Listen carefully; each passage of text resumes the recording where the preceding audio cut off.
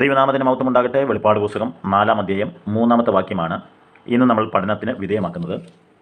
3-ാമത്തെ വാക്യം വായിച്ച് കേൾക്കുമ്പോൾ തന്നെ 2-ാമത്തെ വാക്യങ്ങളെ കേൾക്കേണ്ടത് ആവശ്യമാണ്. എങ്കിൽ തന്നെ 3-ാമത്തെ വാക്യം നമുക്ക് വ്യക്തമായി മനസ്സിലാകുകയുള്ളൂ. അതുകൊണ്ട് ഇന്നലെ വായിച്ച വാക്യങ്ങളെ ചേർത്ത് അല്ലെങ്കിൽ ഇന്നലെ പഠിച്ച വാക്യങ്ങളെ ചേർത്ത് നമുക്ക് 3-ാമത്തെ വാക്യം പഠിക്കാം. വെളിപ്പാട് പുസ്തകം 4:2 ഉടനെ ഞാൻ ആത്മവിഷനായ സ്വർഗ്ഗത്തിൽ ഒരു സിംഹാസനം വെച്ചിരിക്കുന്നതും സിംഹാസനത്തിൽ ഒരുവൻ ഇരിക്കുന്നതും കണ്ടു. വെളിപ്പാട് 4:3 വാക്യം, ഇരിക്കുന്നവൻ കാഴ്ചയ്ക്ക് സൂര്യകാന്തത്തോടും പത്മരാഗത്തോടും സാദൃശ്യൻ. സിംഹാസനത്തിൻ്റെ ചുറ്റും കാഴ്ചയ്ക്ക് മരതകത്തോടും സാദൃശ്യമായൊരു പച്ച വില്ല്. അദൃശ്യനായ ദൈവത്തിൻ്റെ രൂപം വർണ്ണിക്കുക അസാധ്യമാണ്. കാരണം മനുഷ്യൻ അസ്ഥിരനാണ്, ദൈവം സുസ്ഥിരനാണ്. മനുഷ്യൻ പാപിയും ദൈവം പരിശുദ്ധനുമാണ്. സങ്കീർത്തനം 104:2, 1 തിമോഥെയോസ് 6:15-16 വാക്യങ്ങൾ. രൂപാന്തരപ്പെട്ട ക്രിസ്തുവിനെ സ്വർഗത്തിലും ഭൂമിയിലും വെച്ച് കാണുവാൻ ഭാഗ്യം ലഭിച്ച ഒരേ ഒരു വ്യക്തി യോഹന്നാൻ അപ്പോസ്തലനാണ്. താൻ 3 രത്നങ്ങളുടെ സഹായത്തോടെ ദൈവത്തെയും ദൈവിക സാന്നിധ്യത്തെയും വ്യക്തമാക്കുവാനായിട്ട് ശ്രമിക്കുന്നു. 1. സൂര്യകാന്തം.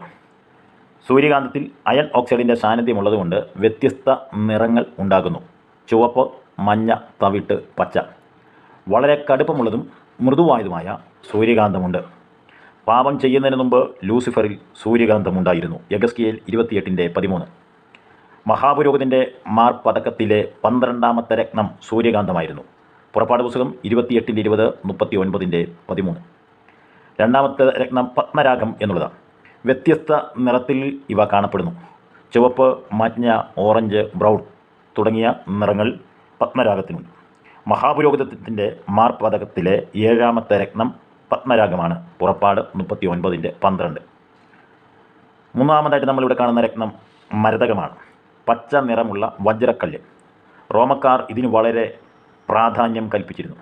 മഹാപുരോഹിതൻ്റെ ഏഫോദിൽ ഈ കല്ല് പതിച്ചിരുന്നു എന്ന് പുറപ്പാട് പുസ്തകം 28:17 വായിക്കുമ്പോൾ നമുക്ക് കാണുന്നു. സിംഹാസനത്തിന് ചുറ്റും മരതകത്തോട് സാദൃശ്യമായ ഒരു പച്ചവില്ല്. ദൈവം നോഹയിലൂടെ മനുഷ്യവർഗവുമായി ചെയ്ത സമാധാന ഉടമ്പടിയുടെ പ്രതീകമാണ് മഴവില്ല്. ഉൽപ്പത്തി 9:13. ഭൂമിയെ ഇനി വെള്ളം കൊണ്ട് നശിപ്പിക്കുകയില്ല എന്നതിൻ്റെ തെളിവാണ് അത്. സാധാരണ നാം മഴവില്ല് കാണുന്നത് അർദ്ധ വൃത്താകൃതിയിലാണ്. എന്നാൽ യോഹന്നാൻ കാണുന്നത് പൂർണ്ണ വൃത്താകൃതിയിൽ. ഈ ലോകത്തിൽ നാം കാണുന്നത് അർദ്ധ അല്ലെങ്കിൽ പകുതി മാത്രമാണ്. എന്നാൽ സ്വർഗത്തിൽ നാം പൂർണ്ണമായ കാഴ്ചയാണ് കാണുന്നത്.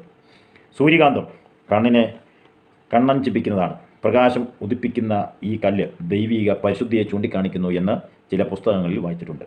പത്മരാഗം രക്തവർണ്ണമുള്ള ഈ കല്ല് ദൈവിക വീണ്ടെടുപ്പിനെ കാണിക്കുന്നു എന്ന് നമുക്ക് വിവിധ വ്യാഖ്യാന പുസ്തകങ്ങളിൽ കാണാം.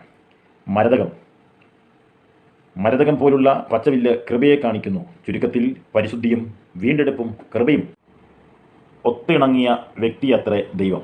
3 രത്നങ്ങളും പുതിയ യെരുശലേമിൻ്റെ അടിത്തറയിൽ വീണ്ടും പ്രത്യക്ഷപ്പെടുന്നതായി വെളിപ്പാട് പുസ്തകം 21-ാം അധ്യായം 19-20 വാക്യങ്ങളിൽ നമ്മൾ വായിക്കുന്നു. നാളെ നമുക്ക് വെളിപ്പാട് പുസ്തകം 4-ാം അധ്യായം 4-ാമത്തെ വാക്യം പഠനത്തിന് വിധേയമാക്കാം. ദൈവം നമ്മെ സഹായിക്കട്ടെ. Thank you.